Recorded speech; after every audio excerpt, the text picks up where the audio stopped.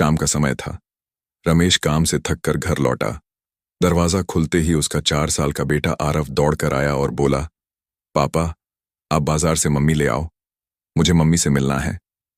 रमेश सन्न रह गया। उसका गला भर आया। उसने बेटे को सीने से लगाकर कहा, बेटा, मेरे पास पैसे नहीं हैं। बिना पैसों के मैं तुम्हारी मम्मी कैसे लाऊं? ये सुनकर आरव की आंखें छलक आईं। वह चुपचाप अंदर गया और थोड़ी देर बाद अपनी छोटी सी गुल्लक लेकर लौटा। उसके नन्हे हाथों में गुल्लक कांप रही थी, आंखों में आंसू थे। उसने गुल्लक पिता के हाथों में रख दी और बोला, पापा, मैंने पैसे जोड़ लिए हैं, आप इन्हें लो और मेरी मम्मी ला कर दो। मुझे मम्मी की बहुत याद आती है। बच्चे की मासूमियत देखकर रमेश का दिल टूट गया। उसकी आंखों से भी आंसू बह निकले। उसने सोचा, हे भगवान, इस नन्हे बच्चे को कैसे समझाऊं कि मां पैसों से नहीं आती। लेकिन बेटे की जिद और आंसुओं ने उसे तोड़ दिया। कुछ देर चुप रहने के बाद उसने आरव के गाल पोंछे और बोला, ठीक है बेटा, जरा इंतजार करो, मैं अभी तुम्हारी मम्मी लेकर आता हूं। आरव की आंखों में चमक आ गई। उसने मासूम हंसी बिखेरते हुए कहा, सच पापा, आप अभी मम्मी लाओगे? रमेश ने सिर हिलाकर हामी भरी। भारी मन और कांपते कदमों से वह घर से बाहर निकल गया। बाहर निकलते ही उसकी आंखों से आंसू बहने लगे। गली के कोने पर खड़े होकर उसने आसमान की ओर देखा और मन ही मन कहा, हे भगवान, मुझे इतनी ताकत दे कि मैं अपने बेटे का दिल न तोड़ूं, उसका बचपन मां के बिना उजड़ न जाए। रमेश यादों में खो गया। उसे अपनी पत्नी राधा की मुस्कान याद आई। वह दिन याद आया जब शादी के बाद दोनों ने छोटे से घर को हंसी खुशी सजाया था। उसे राधा का वह चेहरा याद आया जब उसने पहली बार आरव को गोद में उठाया था। और फिर वह मनहूस दिन याद आया जब राधा हमेशा के लिए आंखें मूंद गई थी। रमेश के मन में वह दृश्य ताजा हो गया। राधा ने एक दिन कहा था, सीने में दर्द हो रहा है। रमेश उसे डॉक्टर के पास ले जाना चाहता था, लेकिन राधा ने हंसकर कहा, कल ठीक हो जाएगा। मगर वह कल कभी नहीं आया। अगली सुबह राधा बिस्तर से उठी ही नहीं। उसकी सांसें थम चुकी थीं। उस दिन रमेश की दुनिया उजड़ गई थी। राधा की चिता की आग में सिर्फ उसका जीवन साथी ही नहीं, बल्कि घर की खुशियां भी जलकर राख हो गई थीं। तब से रमेश अकेले बेटे को संभाल रहा था। वह आरव को बहलाने के लिए कहता, मम्मी बाहर गई हैं, जल्दी लौटेंगी। लेकिन समय के साथ बेटा बड़ा होने लगा, सवाल पूछने लगा। अब उसकी जिद रमेश के लिए पहाड़ बन गई थी। रमेश जानता था कि बहलाने का वक्त बीत चुका है। अब उसे कोई रास्ता निकालना होगा। उसने गहरी सांस ली और तय किया कि वह अपने पड़ोसी अजय से बात करेगा। भारी कदमों से वह अजय के घर की ओर बढ़ गया। अजय के दरवाजे पर दस्तक दी। अजय बाहर आया। रमेश की आंखें लाल थीं, आवाज भारी। अजय, तूने बच्चों के सामने क्यों कहा कि बाजार से पैसों से मम्मी ले आएंगे? मेरा बेटा उस बात को सच मान बैठा। उसने गुल्लक मेरे हाथ में रख दी। अजय सन्न रह गया। उसने तुरंत हाथ जोड़ लिए। भाई, गलती हो गई। उस दिन मेरी पत्नी गुस्से में मायके जाने की बात कर रही थी। बच्चे ने पूछा तो मैंने मजाक में कह दिया कि नई मम्मी ले आएंगे। मुझे क्या पता था कि आरव सुन लेगा और दिल पर ले लेगा। रमेश दीवार से टिक गया। अब क्या करूं? उसका हर आंसू मुझे तोड़ देता है। उसे कैसे समझाऊं कि मां खरीदी नहीं जाती? अजय कुछ पल चुप रहा, फिर झिझकते हुए बोला, एक रास्ता है, अगर तू मना न करे। मैं एक जगह जानता हूं जहां औरतें मजबूरी में पैसों के लिए आती जाती हैं। गलत मत समझ। बात बस इतनी है कि किसी से कहना कि बच्चे को थोड़ी देर मां की तरह सीने से लगाकर सुला दे। बस, न उससे ज्यादा न कम। बच्चे को लगेगा मां लौट आई हैं। रमेश ने तुरंत सिर हिलाया। नहीं, ये सही नहीं। लेकिन अगले ही पल उसे आरव की भीगी आंखें याद आईं जब उसने गुल्लक थमाते हुए कहा था, पापा, मैंने पैसे जोड़ लिए हैं। रमेश की मजबूती टूट गई। उसने धीमे स्वर में कहा, ठीक है, बस बच्चे की खातिर, और कोई बेइज्जती नहीं होगी। रात गहराने लगी थी। दोनों ऑटो लेकर उस इलाके की ओर चले जिसके नाम से लोग असहज हो जाते हैं। सुनसान सड़कों पर टिमटिमाती पीली लाइटें थीं। रमेश का मन भारी था। एक ही वाक्य उसके दिमाग में घूम रहा था, मुझे अपने बच्चे का दिल नहीं तोड़ना। वहां पहुंचकर अजय ने 2-3 औरतों से बात की। सभी ने पहले दाम सुने, फिर माथा सिकोड़ लिया। इतने कम में? और काम क्या है? अजय बार बार समझाता, काम कुछ नहीं, बस बच्चे को गोद में लेकर सुला देना है। लोगों को यकीन नहीं हुआ। कुछ ने सीधे मना कर दिया। कई कोशिशों के बाद दोनों थककर पास की चाय की दुकान पर बैठ गए। रमेश चुप था। चाय की भाप में उसे बेटे का चेहरा दिख रहा था। तभी बेंच पर बैठा एक मध्यम उम्र का आदमी पास खिसका।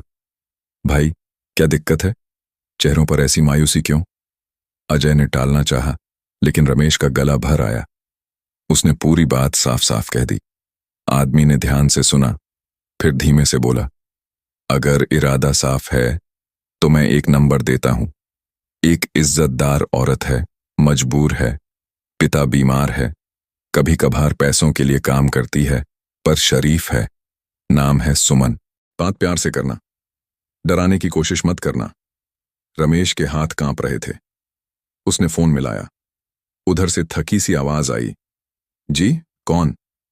रमेश ने संयत होकर कहा, मेरा नाम रमेश है, कोई गलत बात नहीं, बस मेरे छोटे बेटे को मां की गोद चाहिए, थोड़ी देर उसे सुला दीजिए, 500 रुपए दूंगा और पूरी इज्जत के साथ वापस छोड़ दूंगा। कुछ सेकंड सन्नाटा रहा, फिर सुमन बोली, कहाँ आना होगा? शिव चौक, मैं ऑटो में हूं, आपको वहीं ले लूंगा। सुमन ने कहा, मेरी शर्त है, मेरे साथ बदसलूकी नहीं होगी, और अगर बच्चा रोएगा तो धैर्य रखोगे। रमेश की आवाज भर आई, कसम से सिर्फ बच्चे की खातिर बुला रहा हूं। कॉल कट गई। अजय ने राहत की सांस ली। चल, वो तैयार है।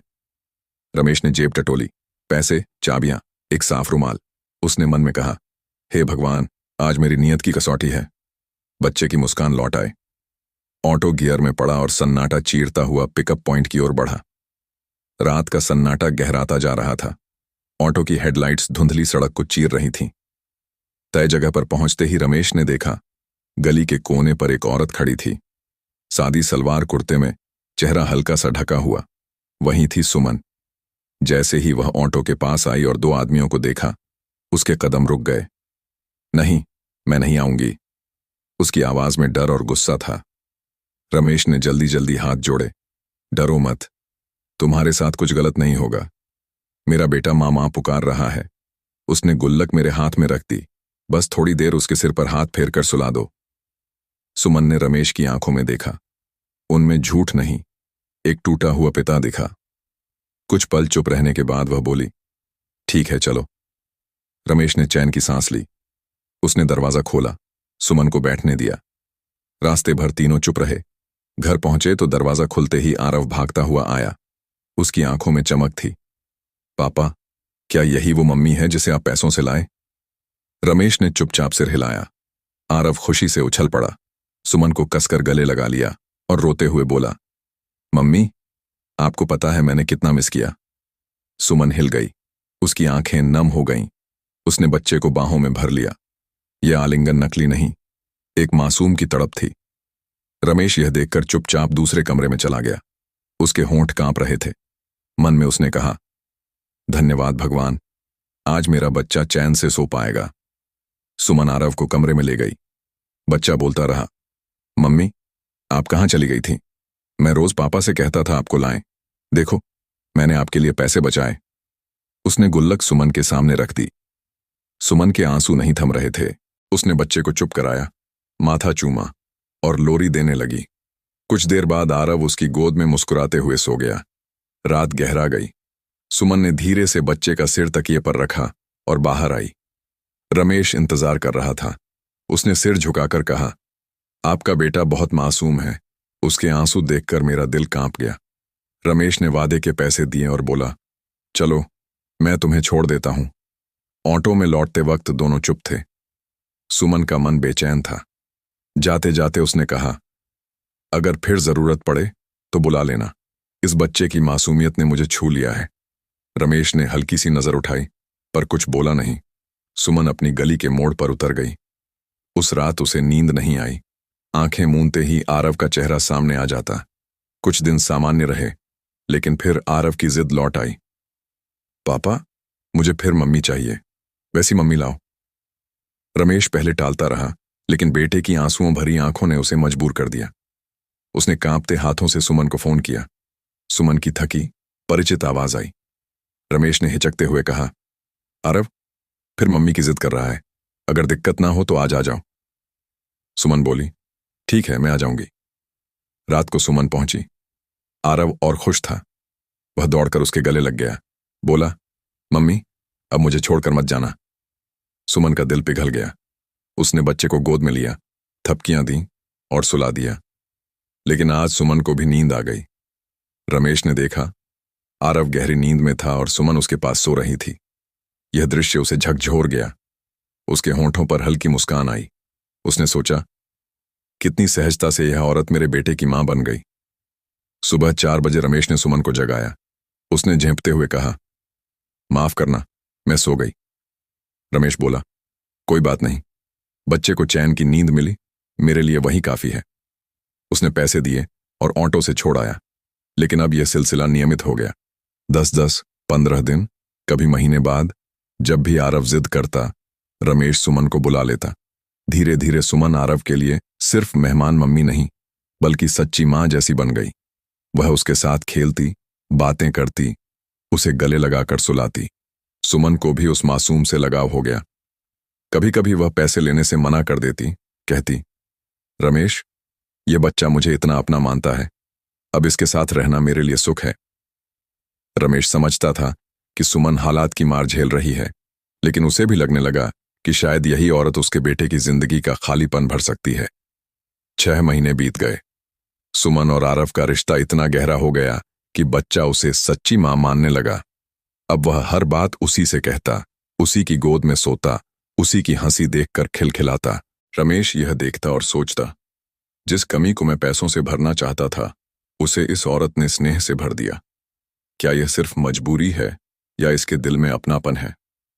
एक दिन सुमन आरव को गोद में सुलाते हुए भावुक हो गई।